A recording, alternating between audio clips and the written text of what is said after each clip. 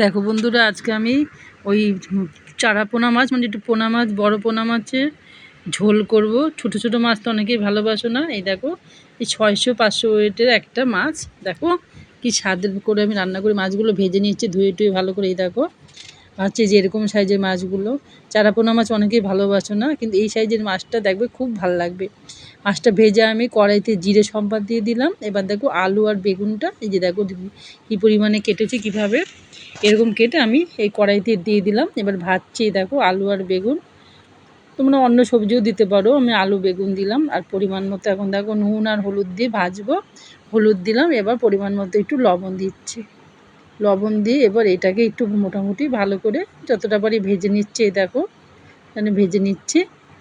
এই যে এটা ভাজতে ভাজতে আর অন্যদিকে আমি আদা লঙ্কাটা একটু বাটিতে করে নিয়েছি, কেটে নিয়েছি। ওটা আমি মিক্সিতে পেস্ট করে নেবো। আদা লঙ্কা বাটা দিয়ে করব, শুকনো লঙ্কার গুঁড়ো দেবো না, কাঁচা লঙ্কা দিয়ে করবো বলে।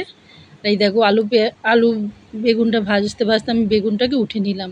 এবার কিছুটা হওয়ার পর আমি এই যে জিরে আদা বাটা দিয়ে দিলাম। এবার পরিমাণ মতো জিরের গুঁড়ো, ধনের গুঁড়ো দিলাম। আর এই দেখো কি দিচ্ছি, হলুদের গুঁড়ো দিচ্ছি। আমি কাশ্মীরি মির্চ বা লাল লঙ্কার গুঁড়ো এর মধ্যে আমি অ্যাড করবো না। এটা পেটের পক্ষেও ভালো, শরীরের পক্ষে খুব ভালো খাবার, কাঁচা লঙ্কার ঝোল। দেখো এটাকে বেশ ভালো করে আমি কষে নিচ্ছি আলুটাকে।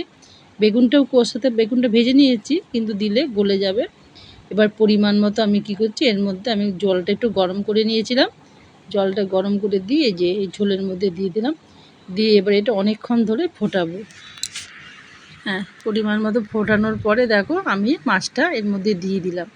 মাছটা দিয়ে দিলাম, সব মাছে দিয়ে দিলাম। দিয়ে ধীরে ধীরে যাতে না ভাঙে সেইভাবে আস্তে আস্তে করে নাড়াচাড়া করছি। আমি এক হাতে ফোন ধরছি তো এই জন্য অসুবিধা লাগছে। ঝোলটা কিন্তু খুব সুন্দর কালার হয়েছে, এখানে ফোনে অতটা বোঝা যাচ্ছে না। এটা কাঁচা লঙ্কার ঝোল, হলুদ দিয়ে, পেটের পক্ষেও ভালো, খুব স্বাদের। আর এই দেখো অনেকক্ষণ হওয়ার পরে আমি ওপর দিয়ে কী করলাম, ধনে পাতাগুলো কুচিয়ে একটু ওপর দিয়ে দিলাম। এই মাছের ঝোল ভাত দিয়ে গন্ধলেবু দিয়ে খেতে দারুণ দুর্দান্ত লাগে। জানো তোমরা বন্ধুরা, আমার মতো করে দেখবে পেটের পক্ষে। ছোটো মাছ বাচ্চারাও খেতে ভালোবাসে না, কিন্তু এখন তো এই মাছই খেতে উপকারী। কিন্তু তোমরা দেখবে এই সাইজের মাছটা এনে করবে। এই দেখো খাওয়ার পর, রান্না করার পর একটু ভাত মেখে লেবু চটকে খাচ্ছিলাম। দারুণ সুস্বাদু খেতে। তোমরা আমার মতো করে দেখো, দেখবে খুবই